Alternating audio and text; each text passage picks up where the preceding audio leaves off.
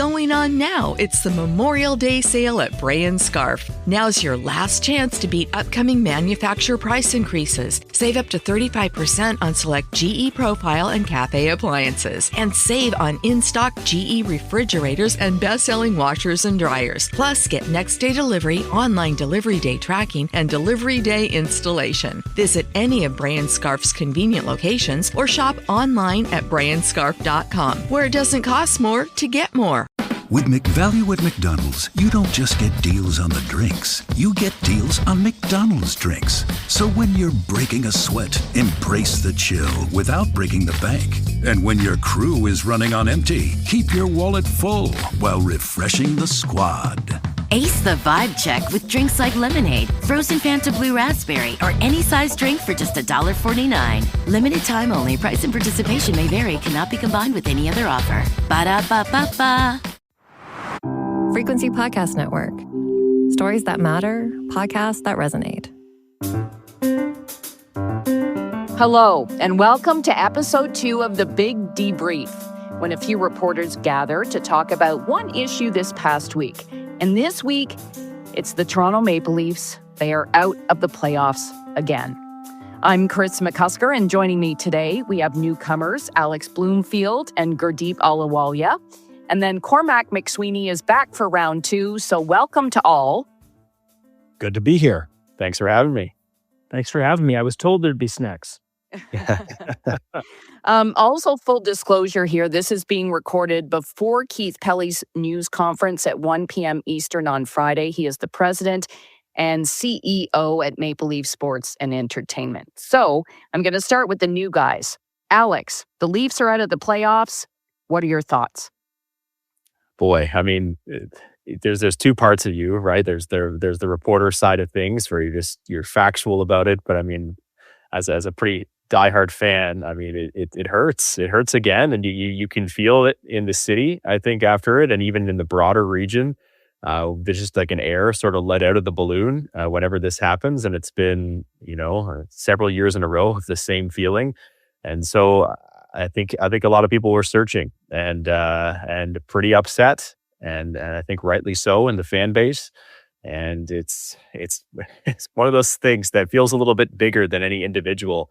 But at the same time, it's sports, right? And so you have to put it in perspective. But man, you can feel it in the city, the change from, the Game 7 night right leading up to that game. And, a few hours after, there's a real shift almost in the air of the city.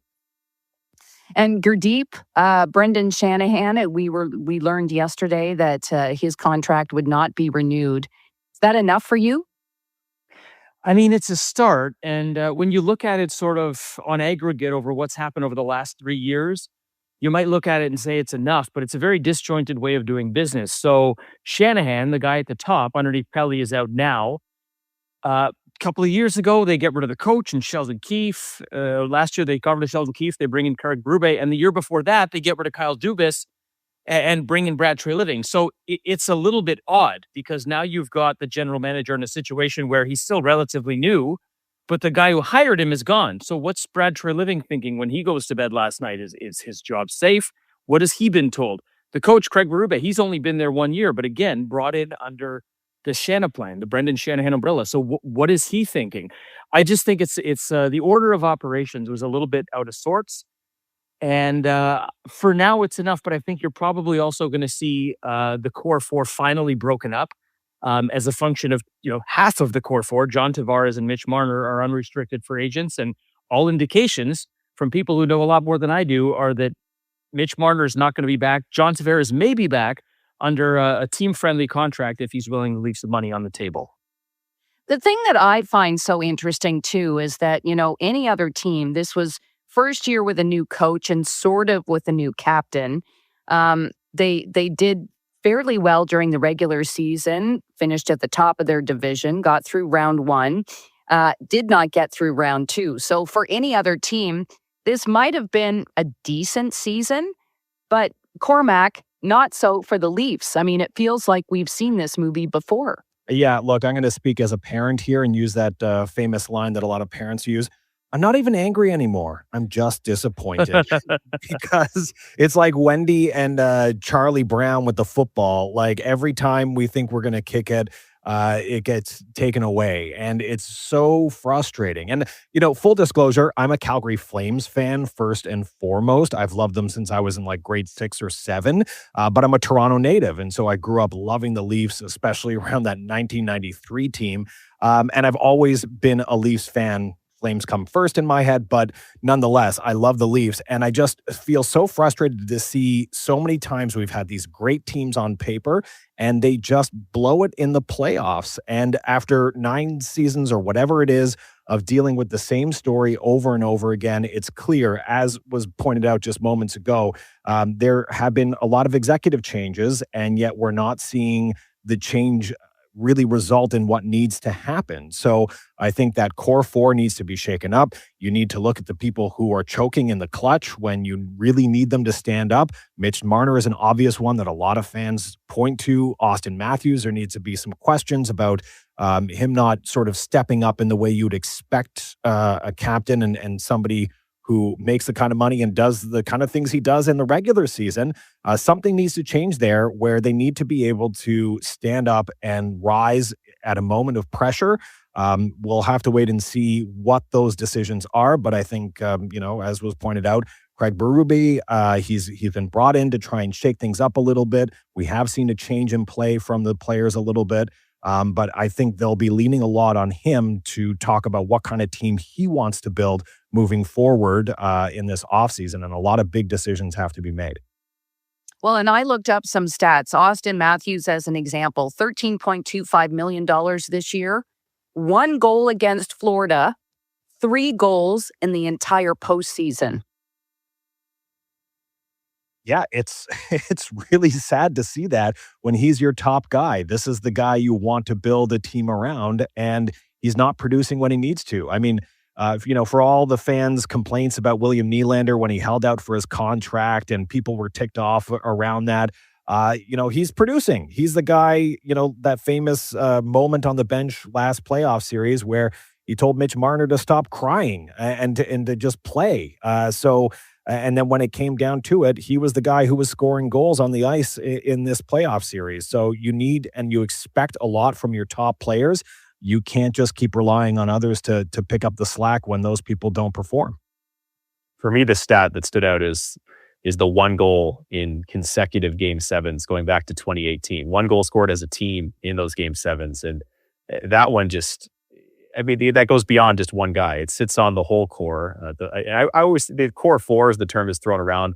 I like to throw Morgan Riley in there as the core 5. I mean, he was around before even Tavares joined. He was around for the 2013 collapse, which kind of predates all of this. And it just, whether or not it's deserved in a sense with the individual talent of these players. I mean, I think most Leaf fans expect that the minute any of them leave town, they're going to do well somewhere else. They're probably going to win a Stanley Cup, and it'll be looked back on as a bad move to release these guys. That's at least what their fan base is probably expecting. But at this point, you have no other choice because this group has been run back far too many times with the same results. And at some point, whether or not it makes sense on paper or with the analytics, there has to be a change for the sake of change, and that could mean a decade of ugliness ahead for the Leafs. Hopefully it doesn't, but it's at some point you just throw your hands up. And I think it's similar with the Shanahan move too. I think very few people are holding out hope that the Shanahan removal is going to change things in and of itself. It's just something that has to happen. And I'll throw out this philosophical question here, right? Like, what is worse, coming into a season having no hope, which is largely what the pre-Shanahan era was under Dion Phaneuf and Phil Kessel? You'd enter the season, no, the team is not making the playoffs. This team is trash. Or is it worse to come into a season having hope and having that hope crushed every single year in spring? And I throw that out there, not having the answer to that. And Cormac, just to piggyback off one thing I will take issue with that you said, William Nylander does put up the numbers in the playoffs. William Nylander is the least complete player of the core 4. He's a complete defensive liability, and everyone points to all the breakaways he creates for himself and all the numbers he puts up. I think Mitch Marner and Austin Matthews could have had 2 breakaways a game as well if they didn't give a bleep about playing defense and were hanging out by the blue line. as well. So I think William Nylander gets way too many flowers for the core four and does not get the heat he deserves that Mitch largely has been the one to take. And now, to your point as well, Austin Matthews starting to get some questions as well. Yeah, and I won't disagree with that. I just think that when it comes down to it, players have certain roles. And yes, they're becoming a little bit better. And over time, I think I've noticed, like, I've yelled at the TV so many times over Mitch Marner's play in the postseason. He's great in the regular season. I never understood why Sheldon Keefe never decided after a few playoffs where Marner just kept giving the puck up in the neutral zone, making bad mistakes on the ice. Sheldon Keefe as a coach never benched him or really moved him around the lines. Some of that I understood had to do with, the lower lines performing better and picking up the slack. And so did you want to mess with that chemistry? But I think a message had to be sent, and it never seemed to be sent, at least from the coaching side of things. I'm not a coach. I know that there's more of a delicate balance there that I'm not seeing or dealing with. But I think in the end, you're right. I mean, there's criticism to go around with a lot of players on the Leafs right now, and they all have their faults. But when you're paid to score goals as a forward, and you're not scoring goals, those are the bigger questions I'm going to ask, as opposed to the guy who, yes, would be a defensive liability and needs to try and fill those gaps and address those issues, but he's still scoring goals, and that's largely what he's being paid to do. With McValue at McDonald's, you don't just get deals on the drinks. You get deals on McDonald's drinks. So when you're breaking a sweat, embrace the chill without breaking the bank. And when your crew is running on empty, keep your wallet full while refreshing the squad. Ace the vibe check with drinks like lemonade, frozen Fanta Blue Raspberry, or any size drink for just $1.49. Limited time only. Price and participation may vary. Cannot be combined with any other offer. Ba-da-ba-ba-ba. It's also been suggested to me that you take Mitch Marner away and maybe Austin Matthews doesn't have the number of goals that he has. Yeah, that's certainly possible. I mean, look, you're not replacing Mitch Marner, right? Like, Mitch Marner is an elite playmaker. I mean, a regular season superstar, a guy who flirted with 100 points for his entire career and then finally cracked that this season. But I think the philosophical question you have to ask yourself is, are the Leafs better off with a top-heavy roster with four guys making what they're making and very little else in terms of balance throughout the lineup? Or, if you delete Mitch Marner, which some have argued is addition by subtraction, no, you're not gaining any players because you're not transacting him. You're simply losing him as a free agent. But that $12 or $13 million that he would have been eating up on the salary cap, if you can take that and in theory spread that out over $3-4 million players, or a $5 and $7 million players, or two $6 million players, do you then have better balance on your first and second line and maybe some depth scoring from the bottom six, which has been an issue that's plagued this team through all their playoff failures? So I would argue, look, we know what the former looks like for 9 years, and Mitch Marner's a hell of a player, but it doesn't work. So I think at this point you have to just try something else, because we don't know what something else looks like. But what we do know, the information in front of us, is that this absolutely does not work. I also wonder, Anthony Stolarz, if he stays healthy, does that change things? I mean, there's one of those in every one of these playoff failures I think you could point to that, yeah, I mean, there's a reasonable argument to be made that Stolarz stays healthy, they have a better chance to win that series against the Panthers. But there's also no reason to believe that. In a sense, the same trajectory could have occurred with him between the pipes. You point to the Tavares injury in the Montreal series. There's always something in these series where the Leafs have failed to come out of that is a legitimate, to some degree, excuse. But the thing is, almost every team has one of those in almost every series in the NHL, and the good ones at some point overcome it. Not every year. Certainly, you're going to have more failures than successes. But when you have 9 consecutive years of not even getting to the third rounds into the Final Four, at some point, I think the mix is just has to change, and it may not change for the better. But at this point, you've tried it, and it's not working. Yeah, I'll jump in and just say I think Wall did a good job jumping in and stepping up when he needed to. Some of the goals, yeah, he should have had them, but there were a lot of reasons that the goals happened not by his fault at all, and he made some spectacular saves. So I don't think the goaltending was the main issue this time around, where it has been in the past where there are questions about, making sure that there are enough pucks stopped between the pipes. But I think that this time around, we can't be putting the focus on goaltending as to why things dismantled this year. I would agree with that. I think when you look at Game 7 in particular and Game 5, with Game 7, the 25 shot attempts on net came from Florida before the Leafs had their first. So I think it almost didn't matter who was in net when the team is producing such little offensively. And I had a friend text me this morning to say, hey, does the Leafs loss feel a bit better now that we're seeing what Florida is doing to Carolina in the Eastern Conference Final, just dummying them through 2 games? And I said, no, it doesn't. Because I tell you what, Florida didn't beat the Leafs. The Leafs beat themselves. That's the frustrating part, right? When you fail to show up in a Game 7 and you look scared and tentative after everything the team has been through, there is no solace. Florida can go out in the Eastern Conference Final or win the Stanley Cup.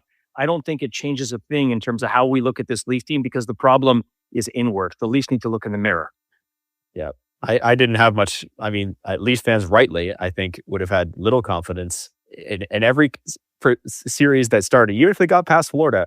And that felt like an easier matchup against Carolina. Would the Leafs Nation fan base have any reason to believe they wouldn't play a step down, find some other way to lose against Carolina until they actually win? Basically, until they actually win all 4 of these rounds with this group, there was going to be genuine and I think deserved disbelief in the fan base that they would be able to overcome that. So yeah, looking at the matchup and how Florida's rolling early against Carolina, I don't think that's any solace to Leafs Nation. Though Florida's clearly a good team, it's just how they lost, and it's the pattern of the last 9 years. Well, and there was also a suggestion after the Toronto-Florida series from some Florida players that had this been, any other team in any other market, it would have looked very different. That perhaps fans and the media, to a degree, are harder on the Leafs because it's the Leafs. Is that true? Do we think? I want to jump in because I want to say a quote from Joseph Wall about that, which I think is accurate. Look, there are a lot of tough sports cities where the fans and the media expect a lot out of those teams, and I think that's fair. Depending, certain examples are not fair. Like you shouldn't be yelling at players when they're on family time with their kids or something like that. But Joseph Wall said, he thinks that there's pressure anywhere you play and it comes from a good place. So when he sees this, he sees the media caring, the fans caring about this team. But he says there's nowhere else that he'd rather play. He's happy how much people care, and it makes him focus. It makes him try harder to really be in that moment that when you have that kind of pressure. So he said, the flip side is you don't have pressure and no one cares. So he thinks it's pretty awesome that everyone cares. And I think that's a great mentality to take into it, is you use that pressure and you funnel it. Now, there are some people who can't handle that pressure, and that's an individual question. But the best rise above that, the best channel that pressure and turn it into good play on the ice or on the field or wherever it is to whatever city it is. So I don't think the pressure thing really flies as much when you're getting paid 11, 12, whatever $1 million you're making from those fans who are buying your merchandise, paying the money to sit in those seats, which are not cheap anymore. So I think, you're getting paid to deal with that pressure. That's what's expected of you as an elite athlete. Depending, sometimes people go and cross a line, and I disagree with that completely. But valid criticisms, that's what you get paid to take. Well, yeah, it felt like an excuse to me. Chris, just to jump on there. So all of us on this call work or have worked in news. What is the number one thing you look for when you're trying to get information from someone? Credibility of the source. The 2 people who made those comments are the 2 biggest known trolls in the National Hockey League. I'm talking about Brad Marchand and Matthew Tkachuk. These guys are brilliant in terms of how they handle media. They played the Maple Leaf media like a fiddle in those very well thought out comments. They know what they're doing. They're planting the seed of doubt in Maple Leaf fans and twisting the knife because they know locker cleanout was coming up in a couple of days. And sure enough, what happened? The media let the Leafs off the hook and asked them not why they failed again for the 9th time. They asked them, is it tough to play in Toronto? How come Nobody's afraid to go play for the New York Yankees, the biggest market in baseball. Nobody's afraid to go play for the Dallas Cowboys, America's team. Everybody wants to play for the Lakers. Are you telling me hockey players are so sensitive that they can't handle the bright lights of Toronto? It was a brilliant piece of work by Brad Marchand and Matthew Tkachuk, and I tip my hat to them because the Toronto media took it hook, line, and sinker. Yeah, I agree with what you just said about Tkachuk and Marchand. Everything that they said should be taken with a grain of salt for sure. This is a tough general topic, I think, in terms of the impact of the pressure on the Leafs and how much that actually has an impact on the play on the ice. And yeah, I go back and forth on it. There's what you have to compare the Maple Leafs to is any market like those three that Gurdeep just listed. The Yankees, where they're normally the number one team in a major market. So, for example, the Rangers wouldn't be a comparable to the Leafs because the Rangers are rarely more than number 2 and usually number 4 in their major market. So you look at the Yankees, the Cowboys, a few other comparables. There aren't very many, and there are certainly some players that can't thrive in that situation. What is compounding it though is just the curse, if you want to call it that. It's the 1967 that hangs over every player that walks through the door, and it's the same as it was for the Red Sox for 100 years almost, and for the Cubs for 100 years. Like that, that must have a factor. Is it an excuse? No. But the Leafs do have to find a certain set of players that can overcome that. I think they have a few right now. I think everyone's happy with the defense core, and I think a guy like Chris Tanev, Jake McCabe, like they're made to win in this market. Even John Tavares, while he hasn't done it yet, I mean I like. He seems like a guy a little bit impervious to some of that. I feel like I've always just a fan's perspective looking at Matthews and Marner. The amount of times we've seen this story again, it does seem like they hear the outside noise. As much as they say they don't, it does seem like they hear it and they feel it. And they feel it visibly on the ice when they start to get behind. And it's I don't know where you can't find those guys until they're actually in the moment.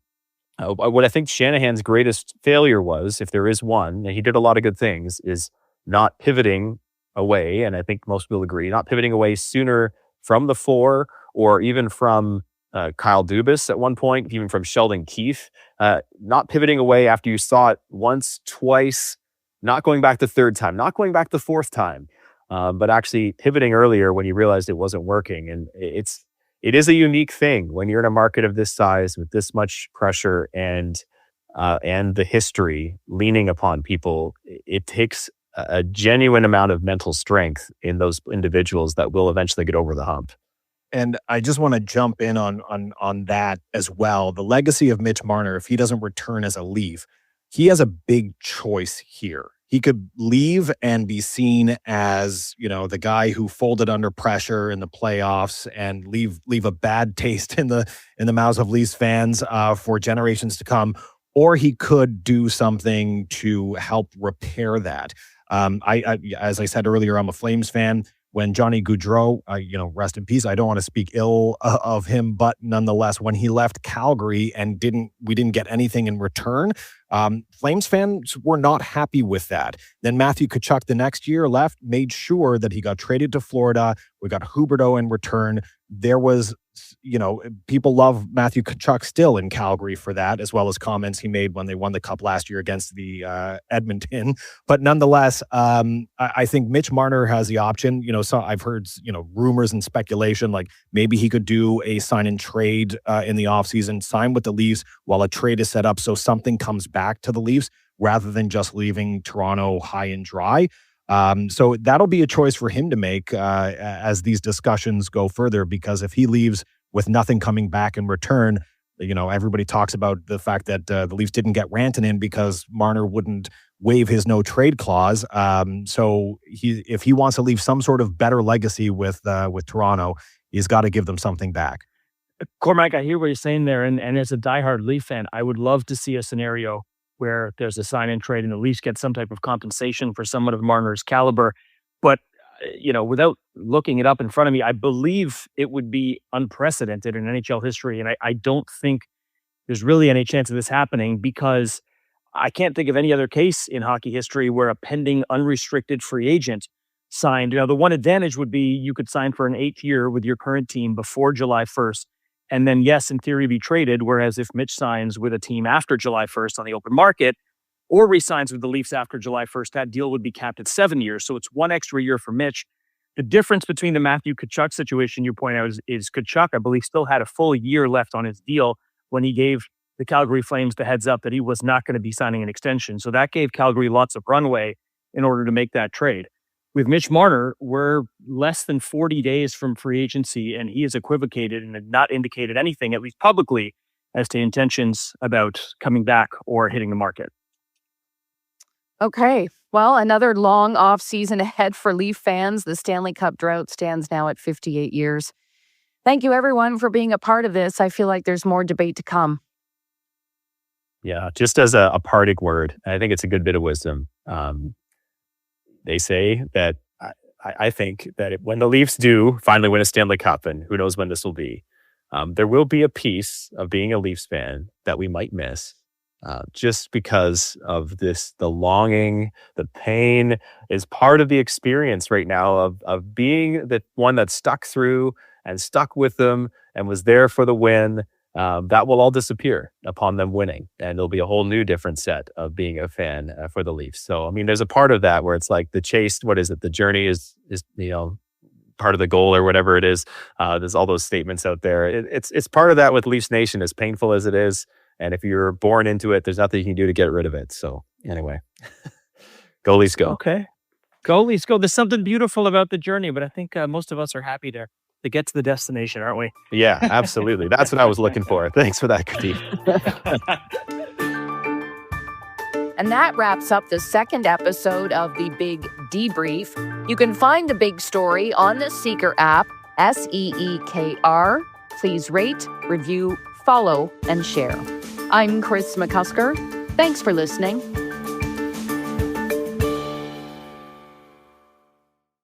With McValue at McDonald's, you don't just get deals on the drinks. You get deals on McDonald's drinks. So when you're breaking a sweat, embrace the chill without breaking the bank. And when your crew is running on empty, keep your wallet full while refreshing the squad. Ace the vibe check with drinks like lemonade, frozen Fanta Blue Raspberry, or any size drink for just $1.49. Limited time only. Price and participation may vary. Cannot be combined with any other offer. Ba-da-ba-ba-ba.